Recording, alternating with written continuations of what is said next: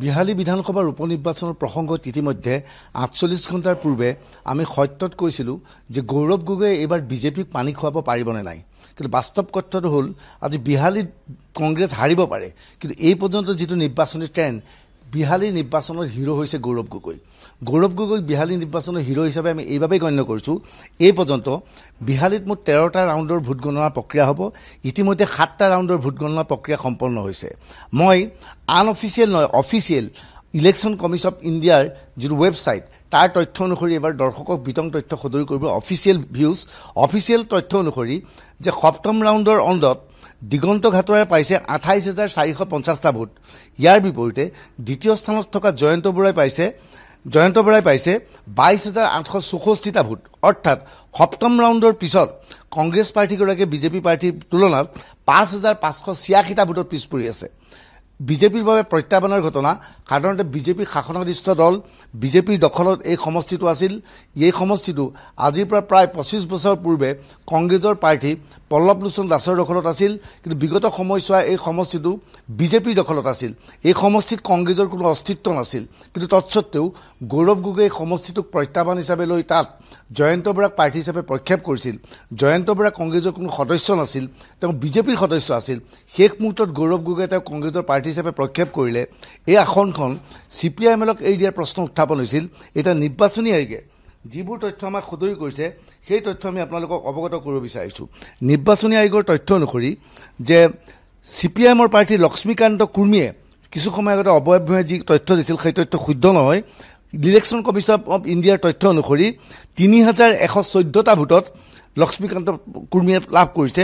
অনন্ত গগৈয়ে ৭০০টা ভোট পাইছে। ইয়াৰ বিপৰীতে নটাই ৮৬৭টা ভোট লাভ কৰিছে। অৰ্থাৎ অনন্ত গগৈতকৈ নটাৰ ভোট বেছি। এতিয়া বাস্তৱ সত্যটো হ'ল জয়ন্ত বৰাই ৫,৫৮৬টা ভোটত পিছ পৰি আছে 7ম ৰাউণ্ডৰ পিছত। আমি এই সংক্ৰান্তত বিজেপি আৰু কংগ্ৰেছৰ নেতৃত্বৰ সৈতে যোগাযোগ কৰিছিলোঁ। বিহালীত যি মাইনৰিটি ডমিনেট এৰিয়া আছিল, সংখ্যালঘু অধ্যুষিত অঞ্চল আছিল, বাঘমাৰী বুলি কোৱা হয়, সেই অঞ্চলত প্ৰায় ২,৫০০ পৰা ৩,০০০ ভোটত বিজেপি প্ৰাৰ্থীতকৈ জয়ন্ত বৰা আগবাঢ়িছিল।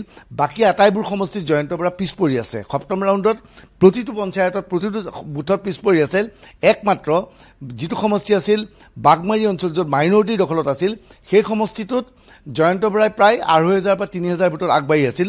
বাকী আটাইবোৰ সমষ্টিত পিছ পৰি আছে। কিন্তু পিছ পৰি থাকিলেও বাস্তৱ সত্যটো হ'ল এই সমষ্টিসমূহত তীব্ৰ প্ৰত্যাহ্বানৰ সন্মুখীন হৈছে কংগ্ৰেছ পাৰ্টী দিগন্ত ঘাটোৱাৰ।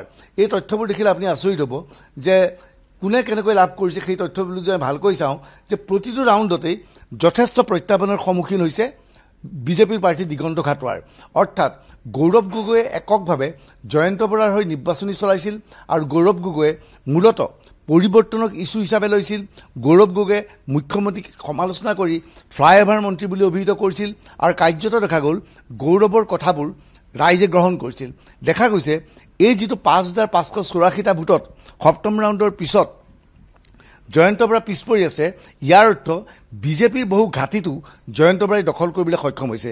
আনুমানিকভাৱে এই সমগ্ৰ তথ্য যদি বিশ্লেষণ কৰোঁ, এইটো গতিত যদি যায়, তেনেহ'লে এই সমষ্টিটোৰ পৰা জয়ন্ত বৰাৰ পৰাস্ত হোৱাটো নিশ্চিত।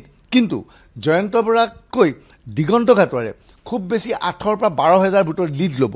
সেইটো এটা বিজেপিৰ বাবে বেয়া খবৰ। বিজেপিৰ বিভিন্ন নেতৃত্বই কৈছে নিৰ্বাচনত জো জিতা অহি চিকান্দাৰ। দেখা গৈছিল বিগত বিধানসভা নিৰ্বাচনত বৰহমপুৰৰ পৰা জিতু গোস্বামীৰ দৰে প্ৰাৰ্থীয়ে ৩০০ ভোটত বিজয়ী হৈছিল। ক'ৰবাত কোনোবা প্ৰাৰ্থীয়ে ৩,০০০ ভোটত বিজয়ী হৈছিল।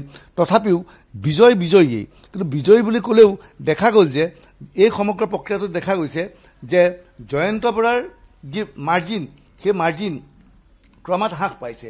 এইবাৰ তৃতীয় এটা সমষ্টিৰ কথা ক'ব বিচাৰিছোঁ। সেই সমষ্টিটো হৈছে চামগুৰি। চামগুৰিক লৈ যথেষ্ট বিতৰ্কৰ সৃষ্টি হৈছে। এই চামগুৰিত এতিয়াও কংগ্ৰেছে ৪৪৮টা ভোটত আগবাঢ়ি আছে তৃতীয় ৰাউণ্ডৰ অন্তত। কিন্তু চামগুৰিত তানজিল হুছেইনে তৃতীয় ৰাউণ্ডৰ অন্তত ৪৪৮টা ভোটত আগবাঢ়ি আছে যদিও তানজিল হুছেইনৰ পথ মৃষল নহয়, কিয়নো এই পৰ্যন্ত সংখ্যালঘুৰ ভোট বেংকৰ খোলা হৈছিল আৰু সংখ্যালঘুৰ যিবোৰ ভোট আছিল, য'ত ৰকিবুল হুছেইনৰ দুৰ্গ বুলি পৰিচিত আছিল, সেই সমষ্টিকেইটাত যি ধৰণে আচলতে তানজিলে লিড ল'ব লাগিছিল, সেই ধৰণে লিড ল'ব পৰা নাই। ইয়াৰ পিছত এতিয়া যিবোৰ সমষ্টি আৰম্ভ হ'ব, সেইবোৰ সমষ্টিত মূলতঃ হিন্দুৰ প্ৰাধান্য থকা সমষ্টি আৰু সেইবোৰ সমষ্টিত দীপ্লুৰঞ্জন শৰ্মা আগবাঢ়িব বুলি ক'ব পাৰি। এতিয়া সমগ্ৰ প্ৰক্ৰিয়াটো চাই এটা ধাৰণা হৈছে তানজিল হুছেইন তীব্ৰ প্ৰত্যাহ্বানৰ সন্মুখীন হ'ব আৰু জয়ন্ত বৰা বিজয়ী হোৱাৰ সম্ভাৱনা কম, কিন্তু জয়ন্ত বৰাই দিগন্ত ঘাটোৱাৰতকৈ খুব বেছি 8,000 পৰা 12,000 ভোটৰ ব্যৱধানত পৰাস্ত হোৱাৰ সম্ভাৱনা আছে। যদি সেয়াই হয় বিজেপিৰ বাবে প্ৰত্যাহ্বান হ'ব, কিয়নো এই সমষ্টিত কংগ্ৰেছৰ কোনো অস্তিত্ব নাছিল। ইয়াৰ লগে লগে গৌৰৱ গগৈয়ে কংগ্ৰেছৰ ত্ৰাণকৰ্তাৰ ৰূপে পৰিচিত হ'ব আৰু 2026ত গৌৰৱ গগৈ হিমন্ত বিশ্ব শৰ্মাৰ বাবে যে প্ৰত্যাহ্বান হ'ব সেই কথাটো নিশ্চিত। এইবাৰ মই আন সমষ্টিৰ কথা কওঁ, মই ইলেকশ্যন কমিশ্যন অৱ ইণ্ডিয়াৰ তথ্য অনুসৰি জনাইছোঁ যে ধলাই সমষ্টিটোত দ্বিতীয় ৰাউণ্ডৰ অন্তত বিজেপিৰ নিহাৰ ৰঞ্জন দাসে 10,876টা ভোট পাইছে আৰু কংগ্ৰেছৰ ধ্ৰুৱজ্যোতি পুৰকাষ্টই 6,795টা ভোট পাইছে। এই সমষ্টিটোত 4,081টা ভোটত বিজেপি প্ৰাৰ্থী আগবাঢ়ি আছে। এইবাৰ চিডলিত কংগ্ৰেছৰ অৱস্থা খুবেই কাহিল। চিডলিত UPPLৰ নিৰ্মল কুমাৰ ব্ৰহ্মই 32,210টা ভোট পোৱাৰ বিপৰীতে BPFৰ শুদ্ধৱ কুমাৰ বসুমতাৰীয়ে 1933টা ভোট পাইছে আৰু কংগ্ৰেছৰ সঞ্জীৱ ৱাৰিছে 1,793টা ভোট পাইছে। অতিকৈ লজ্জাজনক কথা, কংগ্ৰেছ পাৰ্টীগৰাকী তৃতীয় স্থানত আছে।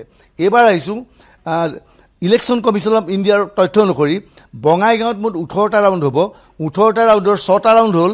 6টা ৰাউণ্ডত দীপ্তিময় চৌধুৰীয়ে 8,967টা ভোটত লিড লৈ আছে। অৰ্থাৎ দীপ্তিৰঞ্জন বসুমতাৰীয়ে 24,916টা ভোট পোৱাৰ বিপৰীতে ব্ৰজেনজিৎ সিনহাই 15,996টা ভোট লাভ কৰিছে। আৰু এই মুহূৰ্তত আমাৰ তাত আৰু এক নতুন তথ্য আহি পৰিছে। এই নতুন তথ্য হ'ল চামুগুৰিৰ তৃতীয় ৰাউণ্ডত তানজিলে 15,100টা ভোট লাভ কৰিছে।